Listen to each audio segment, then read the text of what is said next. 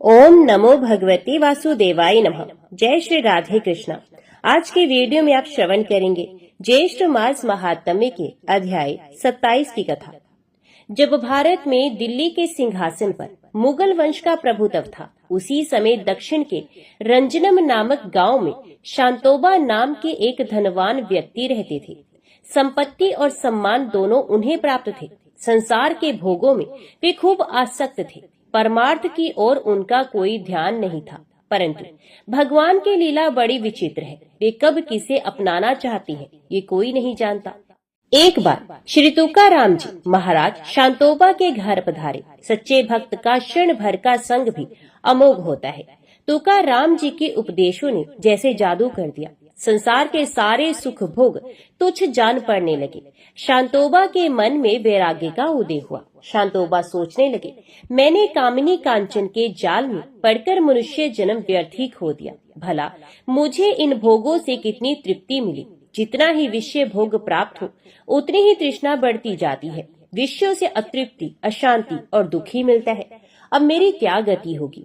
श्रीहरि के अभय चरण मुझे कैसे मिलेंगे? शांतोबा ने अपनी संपत्ति का बहुत सा भाग दीन दुखियों को बांट दिया। घर तथा परिवार का मोह छोड़कर वे निकल पड़े।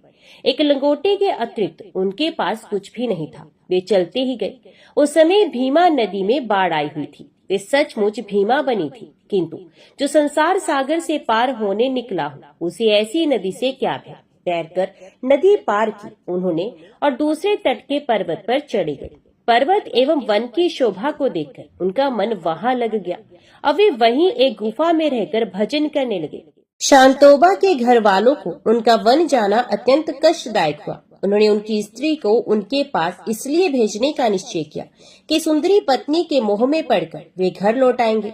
सती स्त्री भी पति के पास जाने को उत्सुक थी। उसने सोच लिया था, मेरे लिए तो पति देव के चरणों को छोड़कर और कोई गति ही नहीं है। वे लौट आए तो ठीक है, नहीं तो जहाँ वे वहीं उनकी ये दासी। पतिव्रता स्त्री उस घोर वन में शांतोबा के पास पहुंची और सिर झुकाकर खड़ी हो गई।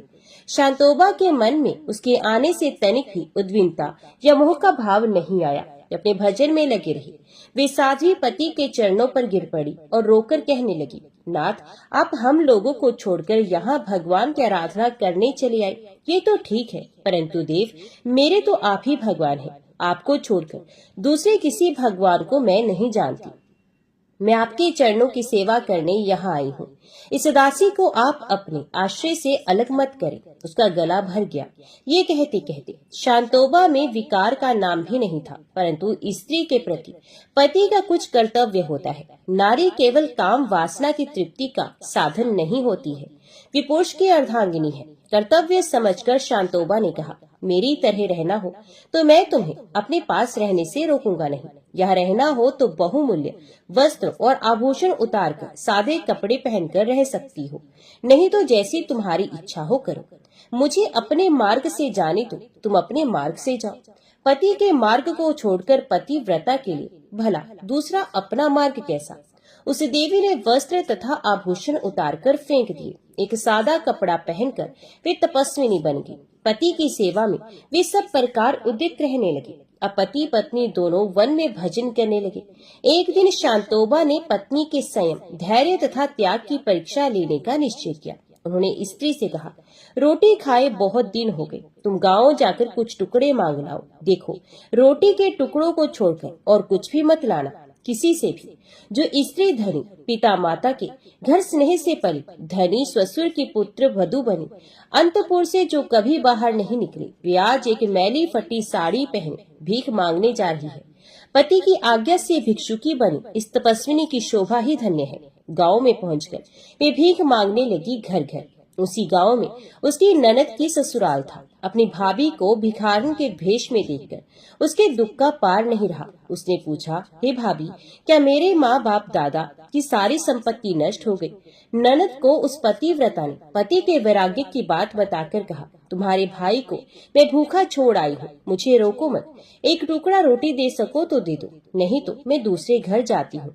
ननद ने पैर पकड़कर उसे ठहराया। हलवा पूरी का थाल भरकर उसे दे दिया। ननद किसी प्रकार मानती नहीं थी। उससे विवाद में समय बीता जा रहा था। अंत में विवश होकर वे थाल स्वीकार करना पड़ा। उसे लेकर वे बड़ी शीघ्रता से चल रही थी।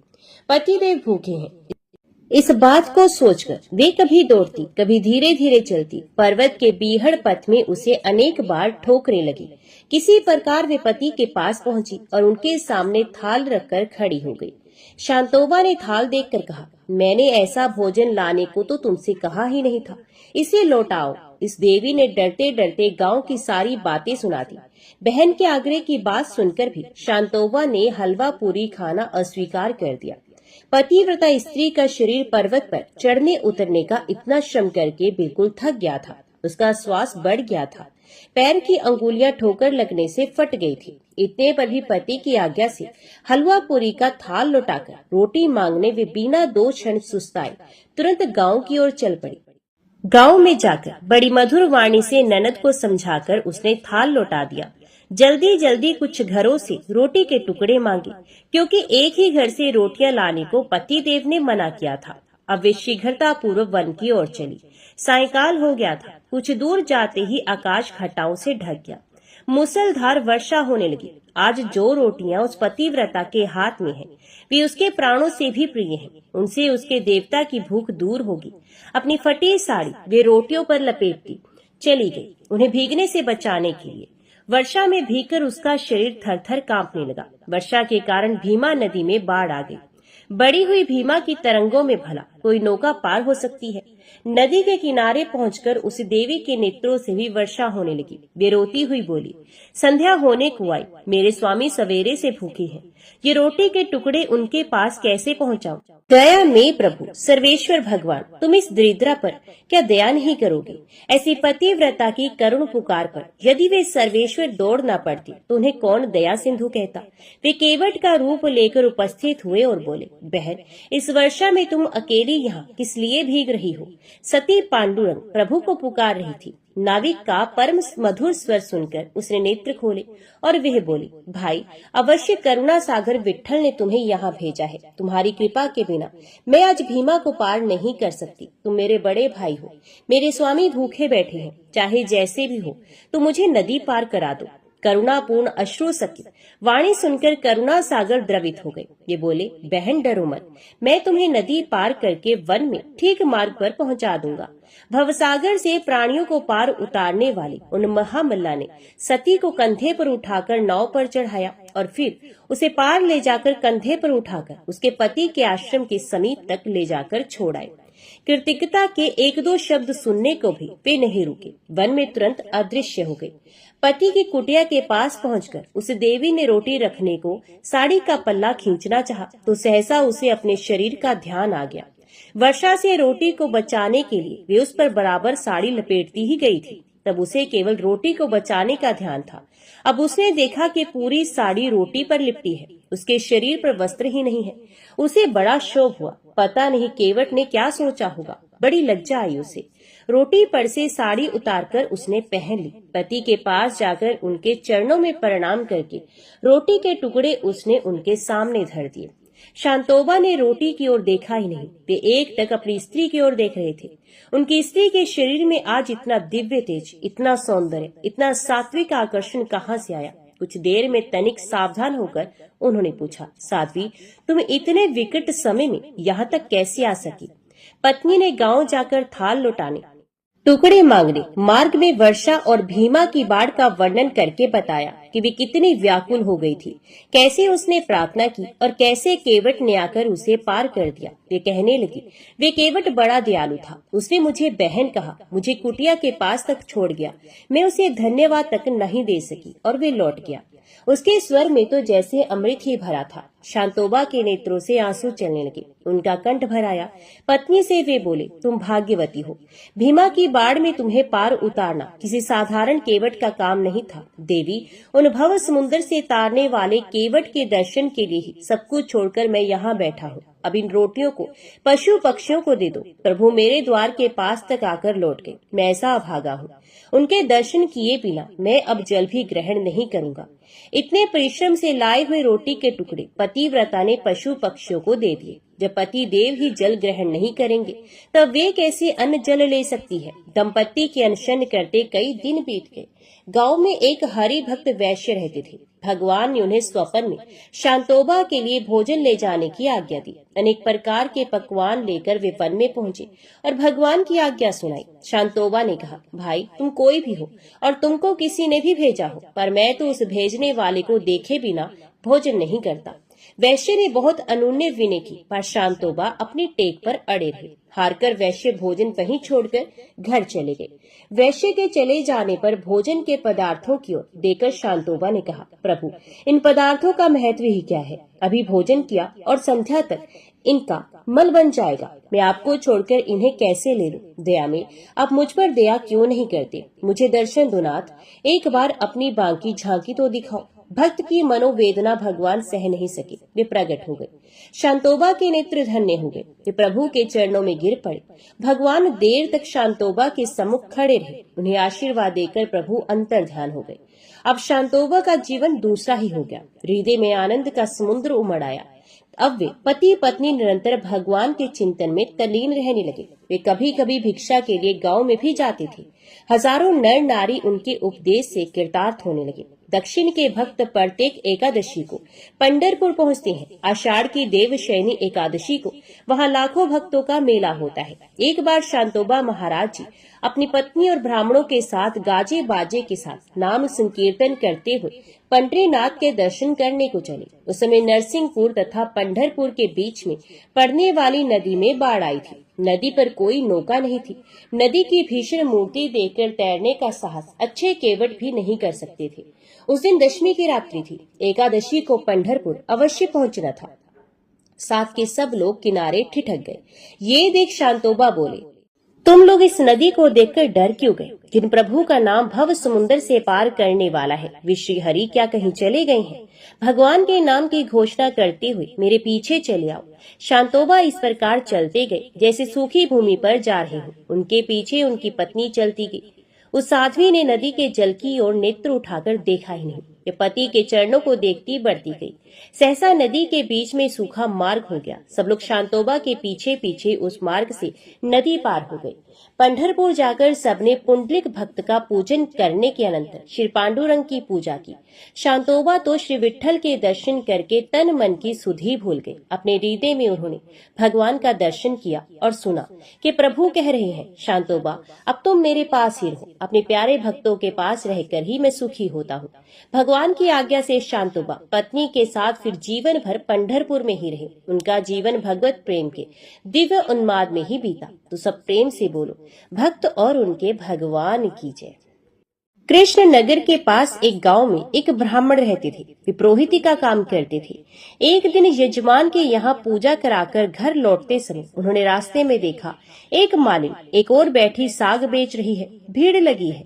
कोई साग तुलवा रहा है तो कोई मोल कर रहा है। पंडित जी रोज उसी रास्ते जाते और साग वाली को वहीं देखते। एक दिन किसी जान पहचान के आदमी को साग खरीदते देखकर वे भी वहीं खड़े हो गए। उन्होंने देखा साग वाले के पास एक पत्थर का बाट है। उसी से वे 5 सेर वाले को 5 सेर और 1 सेर वाले को 1 सेर साग तोल रही है। एक ही बाट सब तोलों में समान काम देता है।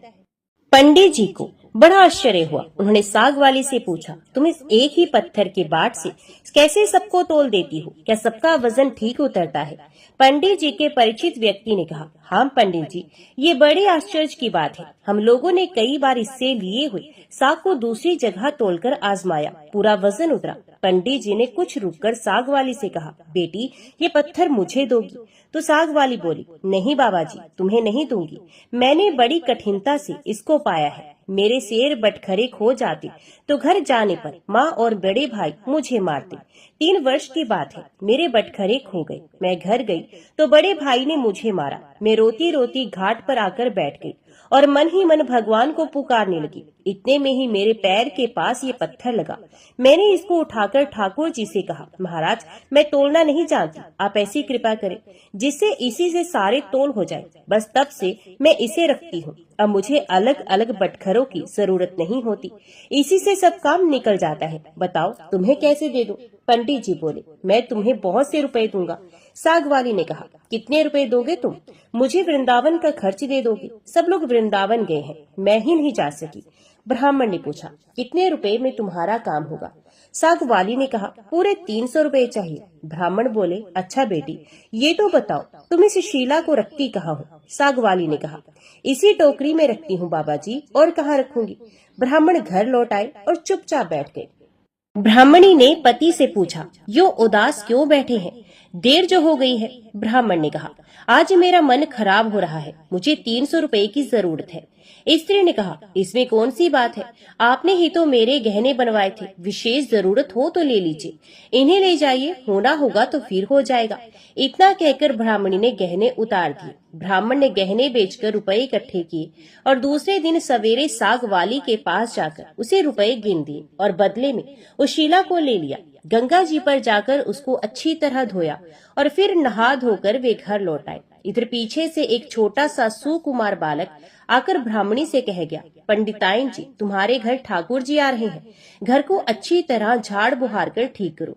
सरल हृदय ब्राह्मणी ने घर साफ करके उसमें पूजा की सामग्री सजा दी। ब्राह्मण ने आकर देखा तो उन्हें आश्चर्य हुआ। ब्राह्मणी से पूछने पर उसने छोटे बालक के आकर कह जाने की बात बताई। ये सुनकर पंडित जी को और भी आश्चर्य हुआ। पंडित जी ने शीला को सिंहासन पर पधराकर उसकी पूजा की, फिर उसे ऊपर आले में पथरा दिया। रात को सपने में भगवान ने कहा, तू मुझे जल्दी लौटा, नहीं तो तेरा भला नहीं होगा, सर्वनाश हो जाएगा। ब्राह्मण ने कहा, जो कुछ भी हो मैं तुमको लौटाऊंगा नहीं। ब्राह्मण घर में जो कुछ भी पत्र पुष्प मिलता उसी से पूजा करने लगा। 2-4 दिनों बाद स्वप्न में फिर कहा, मुझे फेंका, नहीं तो तेरा लड़का मर जाएगा। ब्राह्मण ने कहा, मर जाने दो, तुम्हें नहीं फेंकूंगा। महीना पूरा बीतने भी नहीं आया कि ब्राह्मण का एकमात्र पुत्र मारा गया। कुछ दिनों के बाद फिर स्वप्न हुआ, अभी मुझे वापस दिया, नहीं तो तेरी लड़की मर जाएगी। दृढ़ निश्चय ब्राह्मण ने पहले वाला ही जवाब दिया। कुछ दिनों के पश्चात लड़की मर गई। फिर कहा कि अब की बार स्त्री मर जाएगी। ब्राह्मण ने इसका भी वही उत्तर दिया।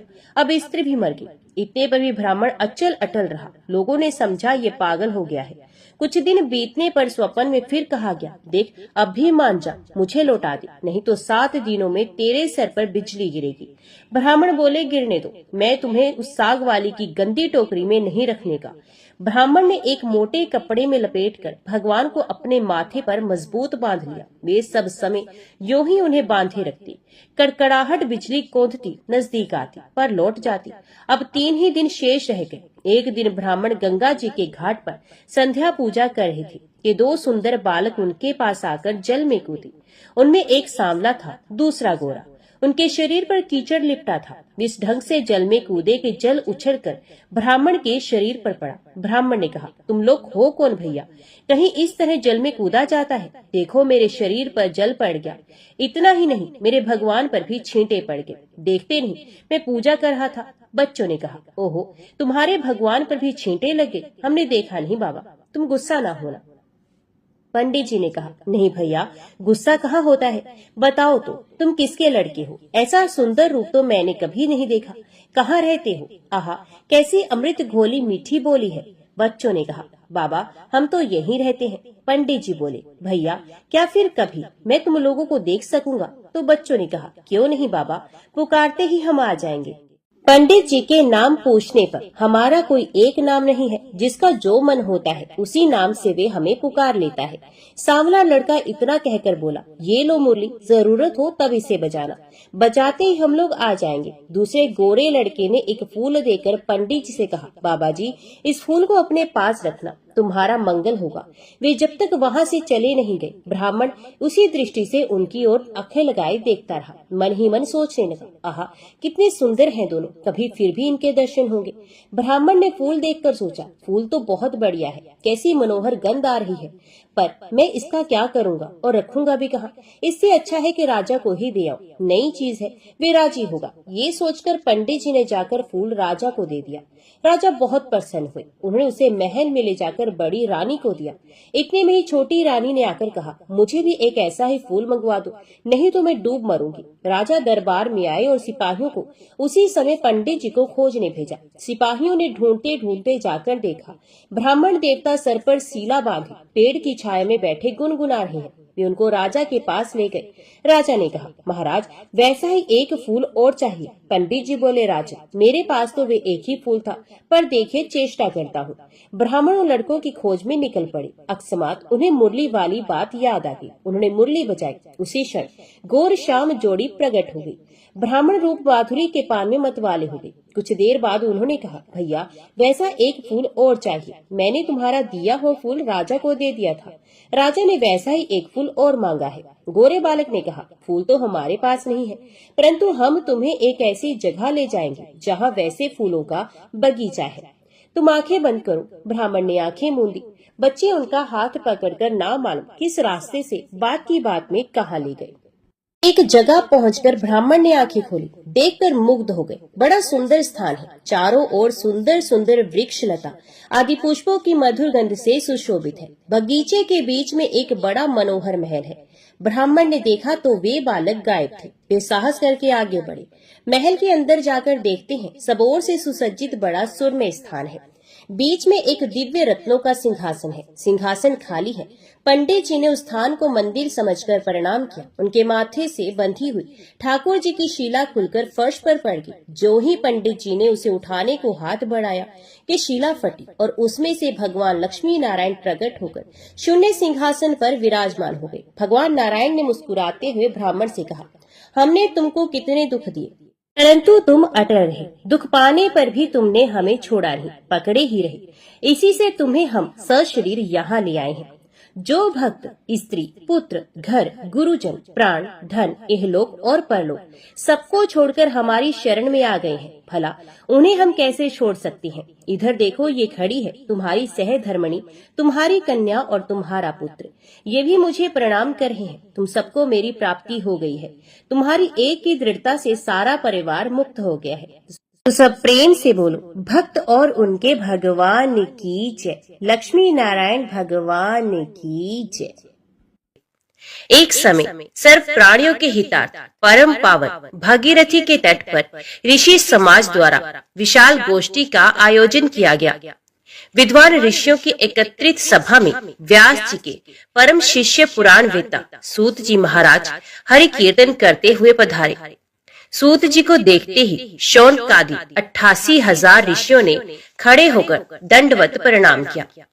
महाज्ञानी सूत जी ने भक्ति भाव से ऋषियों को हृदय से लगाया तथा आशीर्वाद दिया। विद्वान ऋषिगण और सब शिष्य आसनों पर विराजमान हो गए।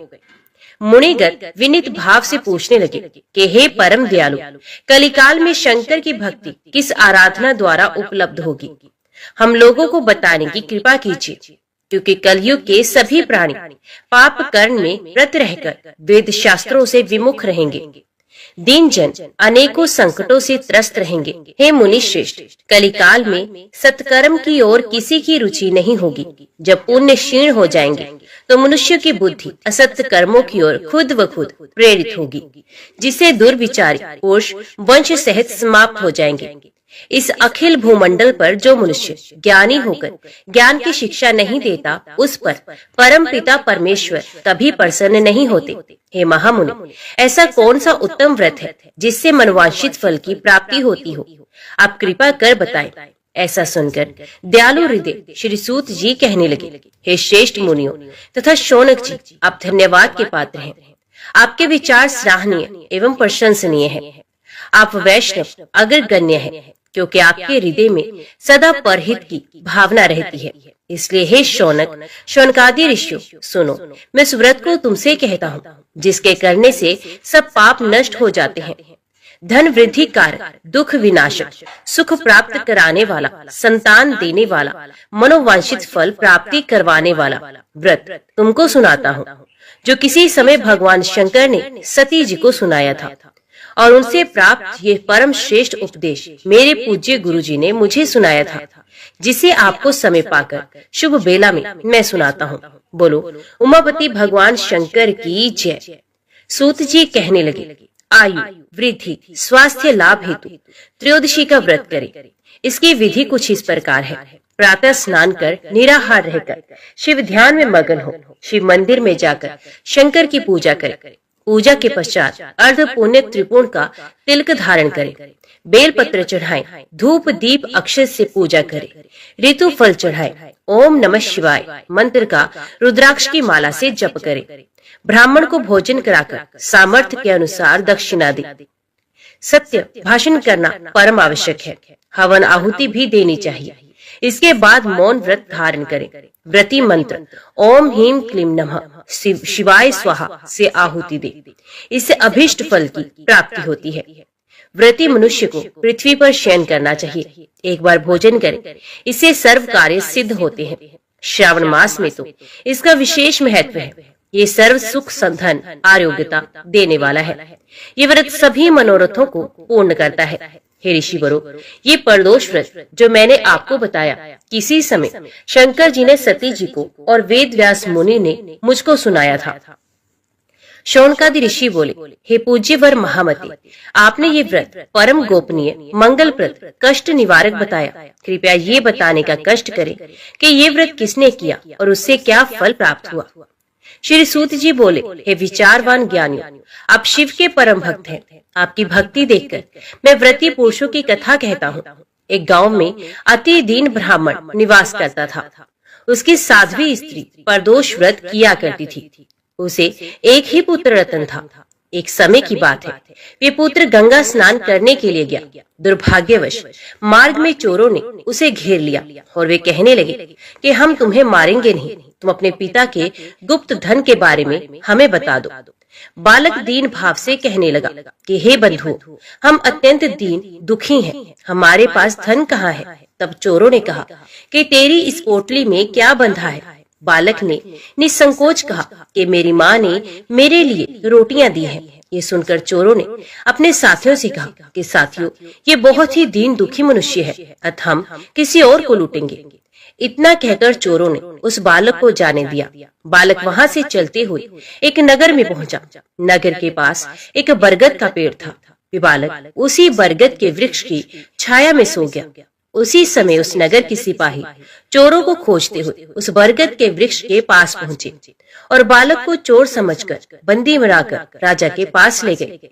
राजा ने उसे कारावास में बंद करने का आदेश दे दिया।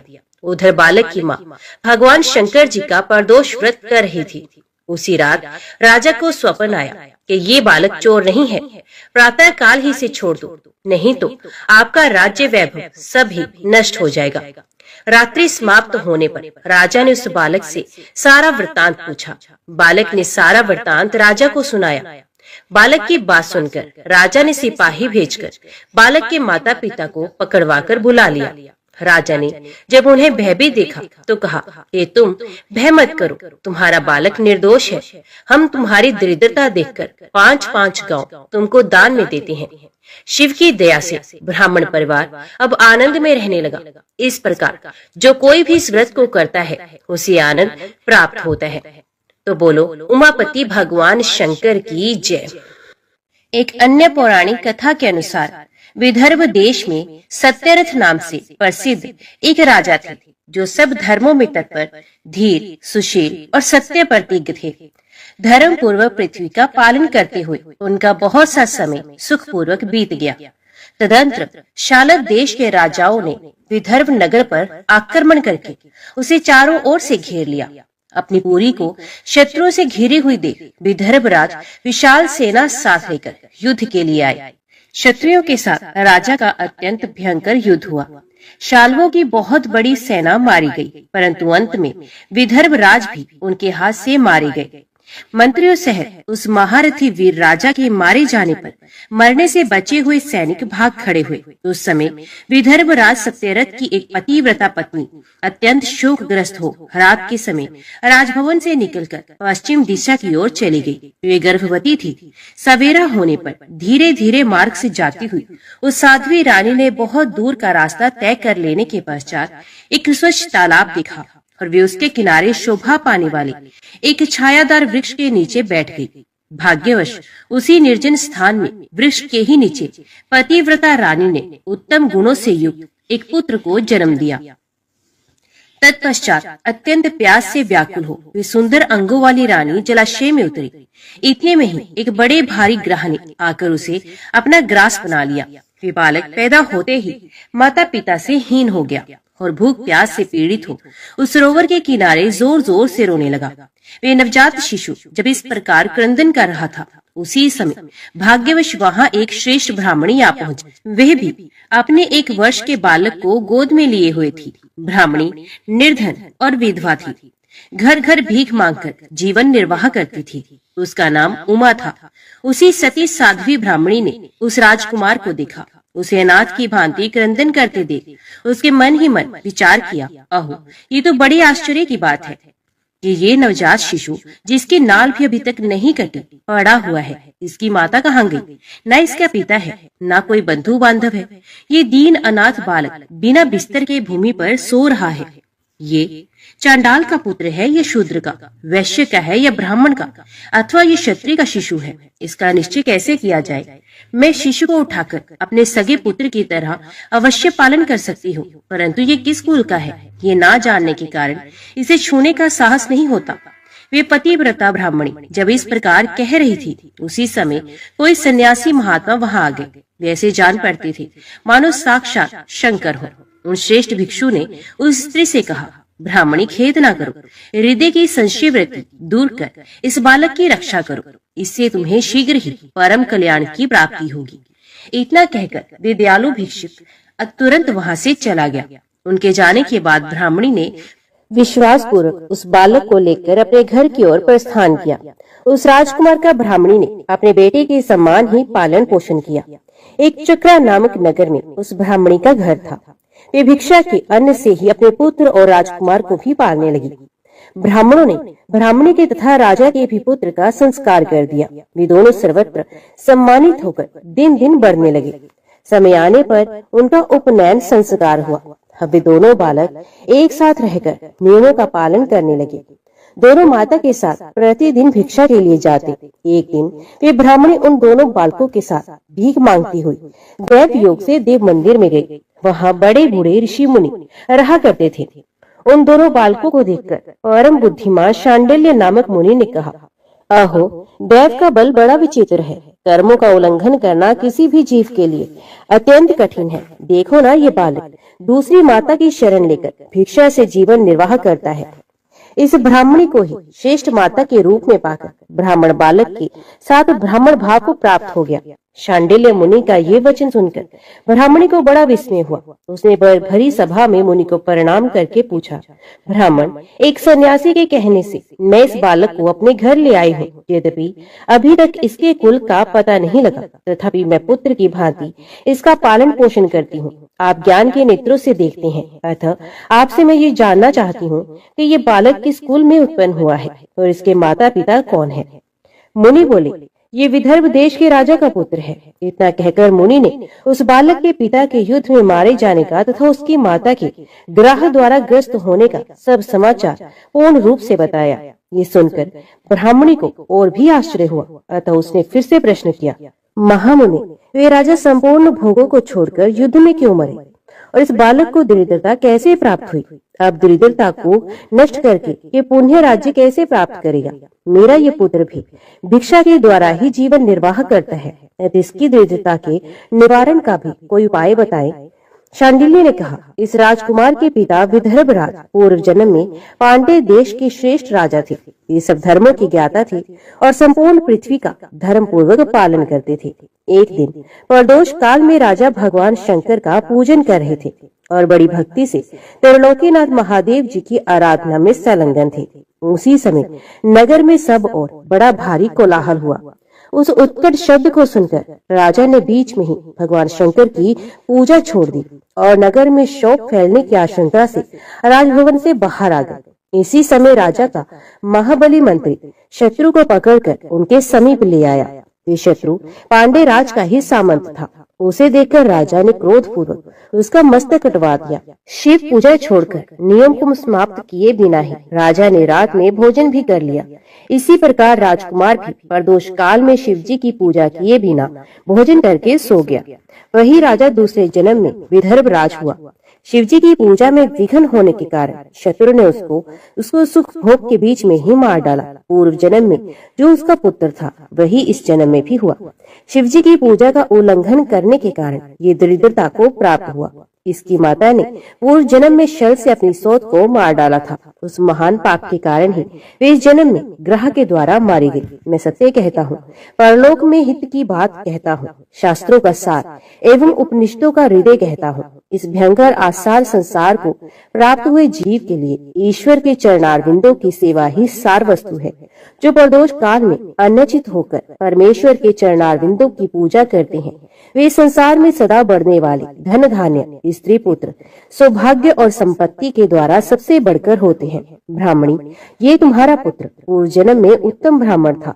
इसने सारी उम्र केवल दान लेने में ही बिताई, यज्ञ आदि सत्कर्म नहीं किए, इसलिए ये दरिद्रता को प्राप्त हुआ।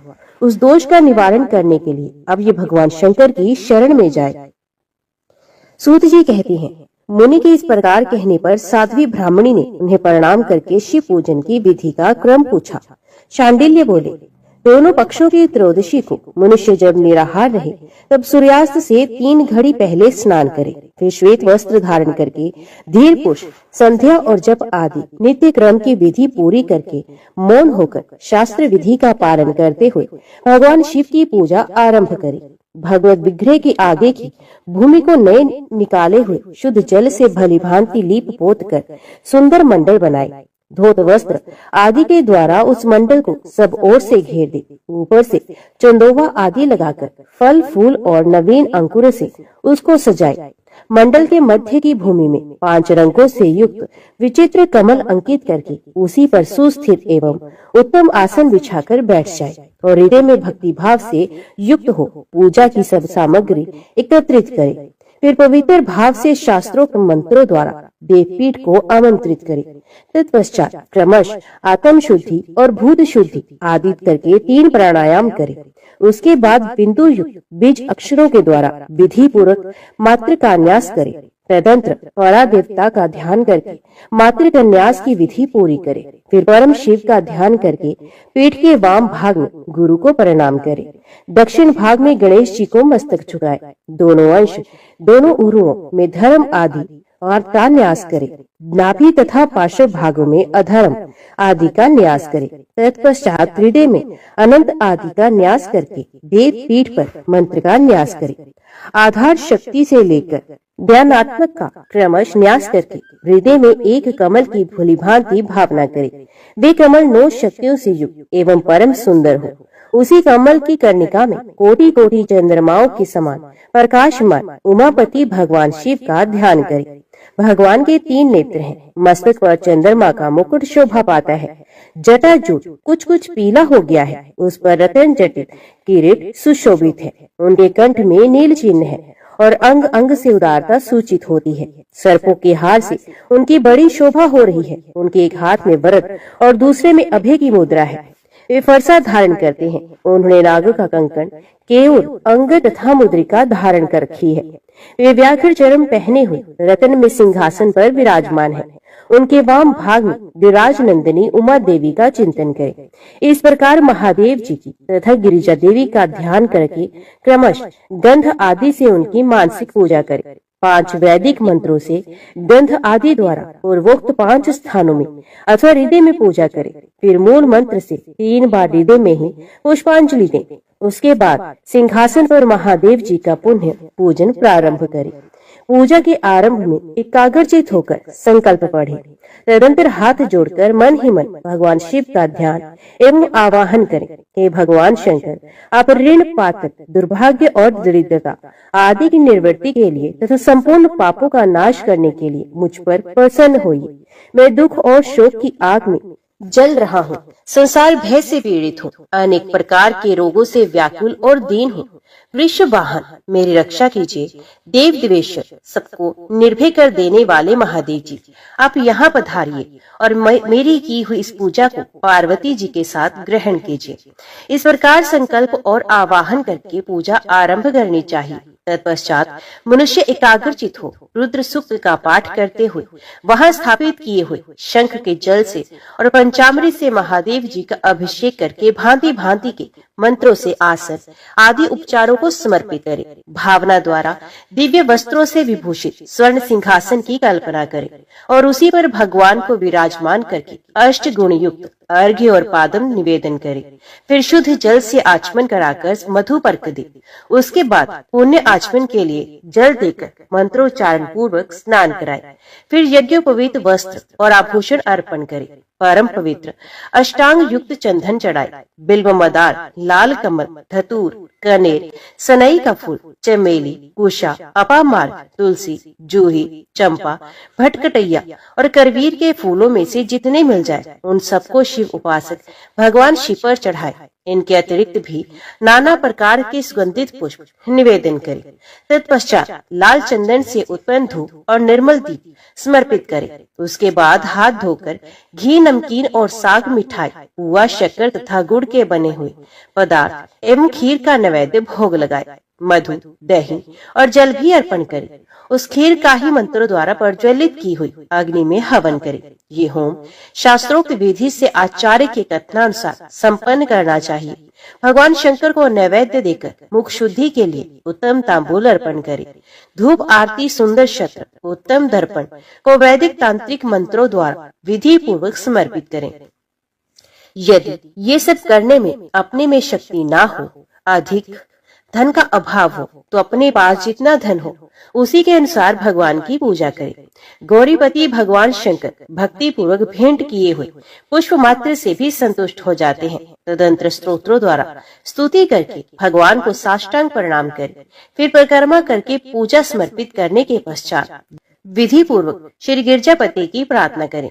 देव जगन्नाथ आपकी जय हो, सनातन शंकर आपकी जय हो, संपूर्ण देवताओं के अधीश्वर आपकी जय हो, सर्वदेव पूजित आपकी जय हो, सर्वगुणतीत आपकी जय हो, सबको वर देने वाले प्रभु आपकी जय हो, नित्य आधार रहित अविनाशी विशंभर आपकी जय हो, आपकी जय हो, संपूर्ण विश्व के लिए एकमात्र जानने योग्य महेश्वर आपकी जय हो, नागराज वासुकी को आभूषण के रूप में धारण करने वाले प्रभु आपकी जय हो, गौरीपति आपकी जय हो, चंद्रशेखर शंभु आपकी जय हो, कोटि सूर्य के समान तेजस्वी शिव आपकी जय हो, अनंत गुणों के आश्रय आपकी जय हो, भयंकर नेत्रों वाले इंद्र आपकी जय हो, अचिंत्य निरंजन आपकी जय हो, नाथ दया सिंधु आपकी जय हो, भक्तों की पीड़ा का नाश करने वाले प्रभु आपकी जय हो, दुष्ट संसार सागर से पार उतारने वाले परमेश्वर आपकी जय हो, महादेव मैं संसार के दुखों से पीड़ित एवं खिन्न हूँ,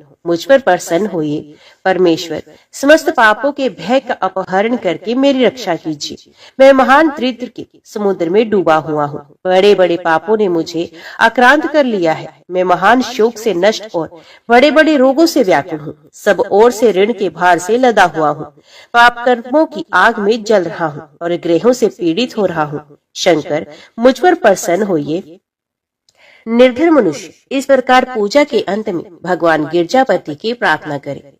राजा को इस प्रकार भगवान शंकर की प्रार्थना करनी चाहिए। हे शंकर जी, आपके प्रसाद से मेरे सदा आनंद रहे, मेरे राज्य में लुटेरे ना रहे, सब लोग निरापद होकर रहे, पृथ्वी पर अकाल महामारी आदि के संताप शांत हो जाए, सबकी खेती धन धान्य से समृद्ध हो, संपूर्ण दिशाओं में सुख का साम्राज्य छा जाए। इस प्रकार प्रदोष व्रत के दिन गिरजापति भगवान शंकर की आराधना करे, ब्राह्मणों को भोजन कराए और उन्हें दक्षिणा देकर संतुष्ट करे। इस प्रकार मैंने सब पापों का नाश और सब प्रकार की दरिद्रता का निवारण तथा समस्त मनोवांछित वस्तुओं का दान करने वाले शिव पूजा का वर्णन किया। ये शिव की पूजा शिव जी के द्रव्य का हरण करने के पाप को छोड़कर शेष सभी महापातकों और उपपातकों के महान समुदाय का नाश करती है। यदि ये दोनों बालक इसी प्रकार भगवान शंकर का पूजन प्रत्येक प्रदोष के दिन करते रहे तो वर्ष भर के भीतर ही इन्हें उत्तम सिद्धि की प्राप्ति होगी। शांडिल्य मुनि का ये वचन सुनकर उस ब्राह्मणी ने दोनों बालकों के साथ मुनि के चरणों में प्रणाम किया और इस प्रकार कहा, भगवान आज मैं आपके दर्शन मात्र से कृतार्थ हो गई हूँ।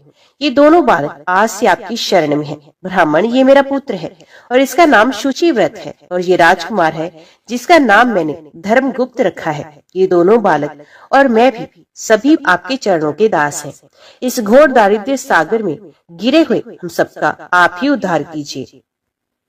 इस प्रकार शरण में आई हुई ब्राह्मणी को अमृत के समान मधुर वचनों द्वारा आश्वासन देकर मुनि ने उसके दोनों बालकों को भगवान शंकर के आराधन की मंत्र विद्या का उपदेश दिया। तत्पश्चात दोनों बालक और ब्राह्मणी मुनि की आज्ञा ले वहां से चले गए। मुनिवर के उपदेश अनुसार दोनों बालक प्रत्येक प्रदोष व्रत के दिन पार्वती वल्लभ शिव की आराधना करने लगे। इस प्रकार शिव पूजा करते हुए द्विज कुमार और राजकुमार के 4 महीने सुखपूर्वक बीत गए। एक दिन द्विज कुमार राजकुमार को साथ लिए बिना ही नदी के तट पर स्नान करने के लिए चला गया और वहां मौज से देर तक इधर उधर घूमता रहा। वहां झरने के जल के आघात से खाई की भूमि कट जाने से उसमें गड़ा हुआ एक बड़ा भारी खजाने का कलश चमक रहा था, जिस पर ब्राह्मण कुमार की दृष्टि पड़ी। उसे देखकर वे सहसा हर्ष और कौतूहल में भरकर उसके समीप गया और उसे देवता के प्रसाद से प्राप्त हुआ मानकर सर पर लेकर घर को चल दिया तथा घर के भीतर उस घड़े को रखकर माता से कहा, माँ, ये भगवान शंकर का प्रसाद तो देखो। उन्होंने दया करके घड़े के रूप में ये खजाना दिखला दिया। तब उस पतिव्रता ब्राह्मणी ने राजकुमार को भी बुलाकर कहा, पुत्रो, इस खजाने के घड़े को तुम दोनों आपस में बराबर बराबर बांट लो। माता की बात सुनकर ब्राह्मण के पुत्र को प्रसन्नता हुई, किंतु राजपुत्र ने उससे कहा, माँ, ये तुम्हारे ही पुत्र के पुण्य से प्राप्त हुआ है, अतः मैं इस खजाने को बांटकर लेना नहीं चाहता। अपने पुण्य से प्राप्त हुए खजाने का ये स्वयं ही उपभोग करे, वे ही भगवान शंकर मुझ पर भी कृपा करेंगे। इस प्रकार प्रसन्नता पूर्वक भगवान शंकर की पूजा करते हुए उन दोनों कुमारों का उसी घर में 1 वर्ष व्यतीत हो गया। एक दिन राजकुमार उस ब्राह्मण कुमार के साथ वसंत ऋतु में वन में भ्रमण करने के लिए गया। कुछ दूर जाने पर उन्होंने सैकड़ों गंधर्व कन्याओं को परस्पर क्रीड़ा करते देखा। उन्हें देखकर ब्राह्मण कुमार ने दूर से ही राजकुमार से कहा, यहाँ से आगे जाना उचित नहीं, क्योंकि उधर स्त्रियां विहार कर रही हैं। स्वच्छ अंतःकरण वाले विद्वान पुरुष स्त्रियों का सामीप्य त्याग देते हैं। ये रमणियां छल करने वाली तथा वाणी द्वारा अनुनय विनय करने में कुशल हैं। ये पुरुषों को अपनी दृष्टि मात्र से मोहित कर लेती हैं। इसलिए अपने धर्म में तत्पर ब्रह्मचारी कभी स्त्रियों के समीप जाकर उनके साथ वार्तालाप न करे। ऐसा कहकर ब्राह्मण कुमार लौट पड़ा और दूर जाकर खड़ा हो गया, किंतु राजकुमार अकेला ही निर्भय होकर स्त्रियों की उस क्रीड़ा स्थली की ओर चला गया। उन गंधर्व कन्याओं में से एक ने राजकुमार को आते देखा और मन ही मन कुछ विचार किया और सखियों से कहा, सखियों, यहाँ से थोड़ी ही दूर पर एक उत्तम वन है, जहाँ विचित्र चंपा, अशोक, पुन्नाग और वकुल आदि वृक्ष खिले हैं। वहां जाकर तुम सब लोग फूल तोड़ो, तब तक मैं यहीं बैठी हूँ। तुम फूलों का संग्रह करके उन्हें यहाँ आ जाना। उसके इस प्रकार आदेश देने पर सखिया वन के भीतर चली गई और वे गंधर्व कन्या राजकुमार पर दृष्टि लगाए वहीं खड़ी रही। उसे देखकर राजकुमार कामदेव के बाणों से पीड़ित हो गया। गंधर्व कन्या ने अपने पास आए हुए राजकुमार को बैठने के लिए कोमल पल्लवों का आसन दिया और पूछा, कमल नयन, तुम कौन हो? किस देश से यहाँ आए हो और किसके पुत्र हो? इस प्रकार पूछने पर राजकुमार ने अपना पूरा परिचय बतलाया। मैं विदर्भराज का पुत्र हूँ। मेरे माता पिता बचपन में ही मर गए। शत्रुओं ने मेरे राज्य पर अधिकार जमा लिया और मैं दूसरे के राज्य में गुजारा करता हूँ। ये सारी बातें सुनकर राजकुमार ने उस गंधर्व कन्या से पूछा, सुंदरी, तुम कौन हो? यहाँ तुम्हारा क्या कार्य है और तुम किसकी पुत्री हो? उनके इस प्रकार पूछने पर कन्या ने कहा, महाराज कुमार, एक द्रविक नामक गंधर्व है जो समस्त गंधर्व कुल के अगुआ माने जाते हैं। मैं उन्हीं की पुत्री हूँ। मेरा नाम अंशुमति है। सब सखियों को छोड़कर मैं यहाँ अकेली हूँ। मैं तुम्हारी अभिलाषा जानती हूँ। तुम्हारा मन मुझ में आसक्त हो गया है। इसी प्रकार देव ने मेरे मन में भी तुम्हारे लिए उत्कंठा भर दी है। अब हम दोनों का स्नेह कभी भंग नहीं होना चाहिए। ऐसा कहकर गंधर्व कुमारी ने शीघ्र ही अपने गले से मोती का हार निकालकर प्रेम पूर्वक राजकुमार को भेंट किया। उस अद्भुत हार को देखकर राजकुमार ने पूछा, भीरू, मैं एक बात कहता हूँ, मैं राज्यहीन और निर्धन हूँ। तुम मेरी प्रिया कैसे होना चाहती हो? मूर्ख स्त्री की भांति पिता की आज्ञा का उल्लंघन करके अपनी इच्छा के अनुसार आचरण क्यों करती हो? ये सुनकर गंधर्व कन्या ने कहा, प्रियतम, आपका कहना बिल्कुल ठीक है। मैं पिता की आज्ञा के विरुद्ध नहीं आऊंगी। आप इस समय घर को पधारे और परसों प्रातःकाल पुण्य यही दर्शन दें। आपसे कुछ हमारा कार्य है। इतना कहकर वे गंधर्व कन्या अपनी सखियों के आ जाने से उनके साथ चली गई और राजकुमार भी हर्षपूर्वक ब्राह्मण कुमार के समीप लौट आया। उसने द्विज पुत्र से सब बातें बताई और उसके साथ घर को प्रस्थान किया। वहां पतिव्रता ब्राह्मणी को भी ये शुभ समाचार सुनाकर राजकुमार ने प्रसन्न किया तथा पूर्व निश्चित समय आने पर वे पुण्य द्विजपुत्र के साथ वन में गए। नियत स्थान पर पहुंचकर राजकुमार ने देखा गंधर्व राज और उनकी कन्या दोनों उपस्थित हैं। गंधर्व राज ने वहां आए हुए दोनों कुमारों का अभिनंदन किया और सुंदर आसन पर बिठाकर राजपुत्र से कहा, विदर्भ राजकुमार, मैं कल कैलाश पर्वत पर गया था। वहां मैंने पार्वती जी के साथ महादेव जी के दर्शन किए। देवेश्वर भगवान शिव करुणा रूपी अमृत के सागर हैं। उन्होंने मुझे बुलाकर सब देवताओं के समीप इस प्रकार कहा, पृथ्वी तल पर धर्मगुप्त नाम से प्रसिद्ध एक राजकुमार है जो इस समय अकिंचन है।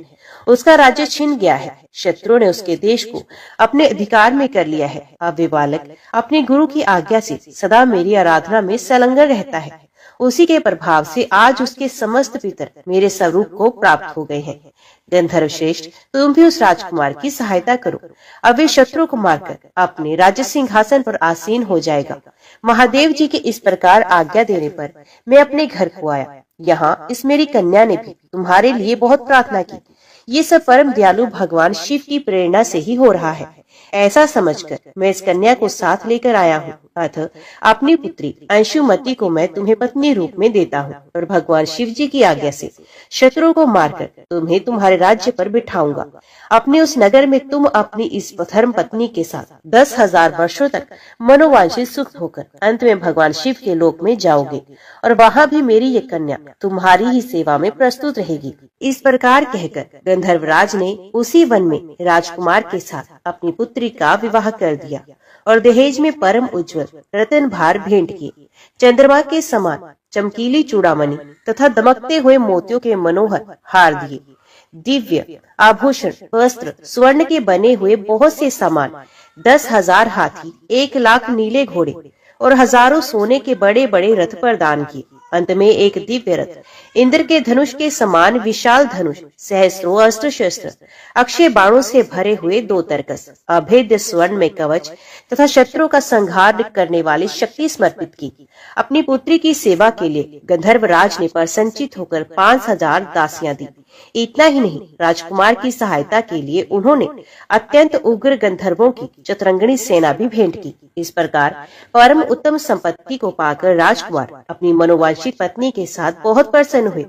पुत्री का विवाह कराकर गंधर्वराज स्वर्गलोक में चले गए।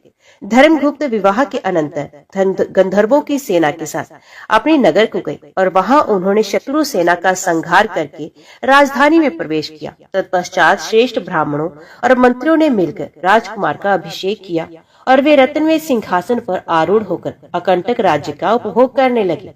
जिस ब्राह्मण पत्नी ने उनका अपने पुत्र की भांति पालन किया था वही उनकी माता हुई।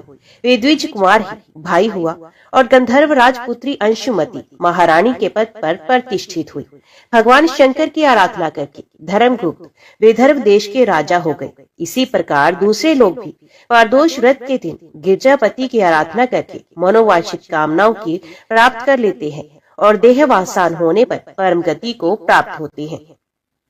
सूत जी कहते हैं, जो परदोष व्रत के परम अद्भुत पुण्य में महात्म्य को उस व्रत के दिन शिव पूजन के पश्चात एकाग्रचित होकर सुनता अथवा पढ़ता है, उसे 100 जन्मों तक कभी दरिद्रता नहीं होती और अंत में वे ज्ञान के ऐश्वर्य से युक्त हो भगवान शंकर के परम धाम को प्राप्त होता है।